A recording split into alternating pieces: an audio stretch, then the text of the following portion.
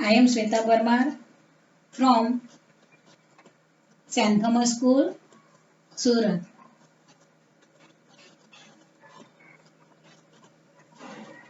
Standard 9, Subject Hindi, Poem 1, आराधना। Student, हम सब जानते हैं कि अभी हमें घर बैठकर अभ्यास करना है, लेकिन मित्र, आप जब भी अभ्यास करने बैठते हैं तब आपको ध्यान से मन लगाकर पढ़ाई करनी है और आपको इस सब्जेक्ट की नोटबुक भी बनाना है और आपको मैं जो भी होमवर्क दूं वो भी करना है।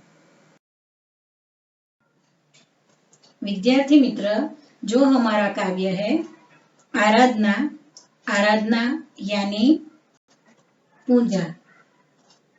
जैसे हर धर्म के लोग अलग अलग तरीके से पूजा करते हैं।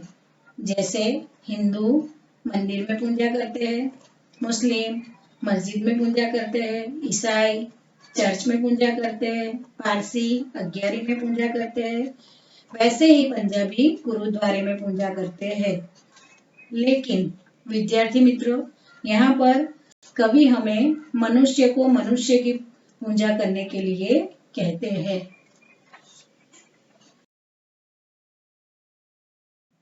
हमारे इस काव्य के कवि है वसंत बापट। जन्म 1922, निधन सन 2002। श्री वसंत बापट ख्यातनाम कवि है। आपका जन्म महाराष्ट्र के सतारा जिले के कराड नामक गांव में हुआ था। पुणे आपकी कर्म भूमि है। राष्ट्र सेवा दल में आप अग्रणी रहे हैं। व्यवसाय से प्राध्यापक रहे।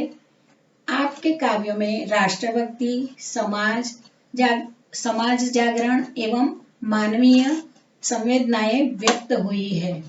सेतु, बिजली, सकीना, अकरावी, 11वीं, दिशा, तेजसी आपकी रचनाएं हैं। प्रस्तुत प्रार्थना में सत्यम, शिवम और सुंदरम की भावना के साथ दीन दुखियों की रक्षा करना, मानवता की उपासना करना, भेदभावों को दूर करना, वैर भाव से मुक्त होकर विश्व बंधुत्व की स्थापना करना जैसे वैश्विक मूल्यों को हस्तांतरण करने की प्रेरणा देने वाली यह प्रार्थना मराठी से अनुदित है।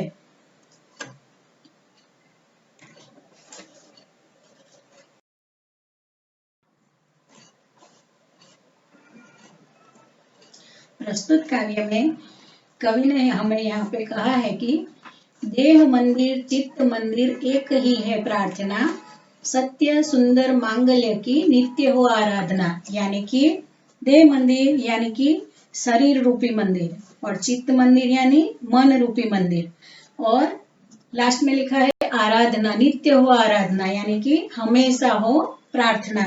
तो यहाँ पे कवि कहना चाहते हैं कि हे परमेश्वर, शरीर और मन से हमेशा सत्य, शिव और सुंदर की आराधना हो। यानी हमारे शरीर रूपी मन से हम हमेशा सच्चाई के मार्ग पर चले, सबके मन में सुंदर विचार आए और हर हमेशा एक दूसरे के हित के बारे में सोचे और अपना स्वार्थ न देखे।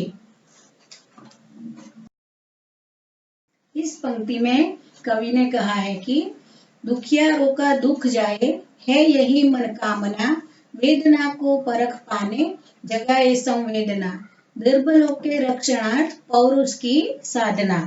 तो यहाँ पे मित्र परख यानी पहचान और वेदना यानी कष्ट, दुर्बल यानी कमजोर और पौरुष यानी शक्ति और साहस। तो यहाँ पे कवि कहते हैं कि इस पंक्ति में कवि प्रभु से प्रार्थना करते हुए कहते हैं कि हमारा कर्तव्य है कि हम दुखी लोगों के दुख को समझे और उसे कैसे दूर कर सके, यही हमारे मन में भावना होनी चाहिए।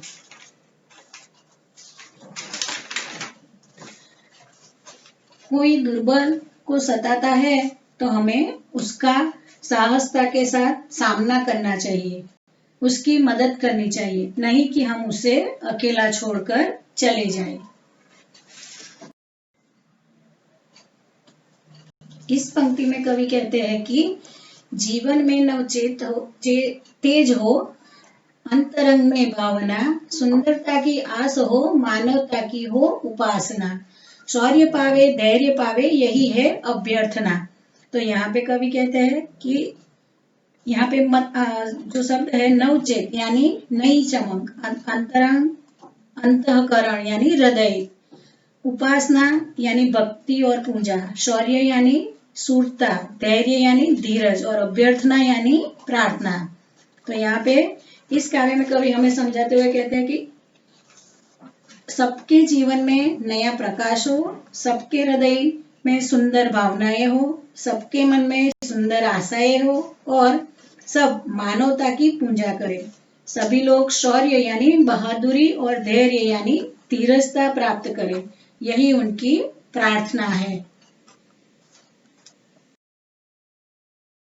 इस पंक्ति में कवि कहते हैं कि भेद सभी अस्त होवे, वैर और वासना, मानव की एकता की पूर्ण हो कल्पना, मुक्त हम चाहे एक ही बंधुता की कामना।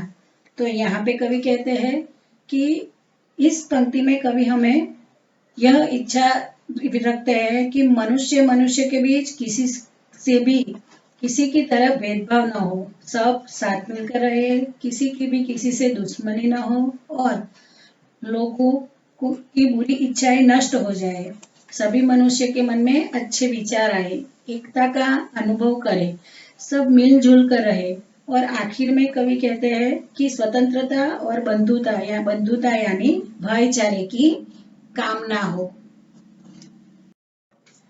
स्टूडेंट, आपने यहाँ इस काव्य पंक्तियों में देखा है कि काव्य के अंत में ना का 11 बार उपयोग किया गया है। इसमें है प्रार्थना, आराधना, मनकामना, भावना, उपासना, संवेदना, वासना, साधना, कल्पना, कामना और अभ्यर्थना। यहाँ पर कवि का यह उद्देश्य है कि हर शब्द के द्वारा कवि हमें यह कहना चाहते हैं कि हमें दूसरों के दुखों को समझे, उनकी मदद करे, भाईचारे के साथ सब मिलजुल कर रहे, मानवता की उपासना करे, इन सब बातों को हमें समझाया है।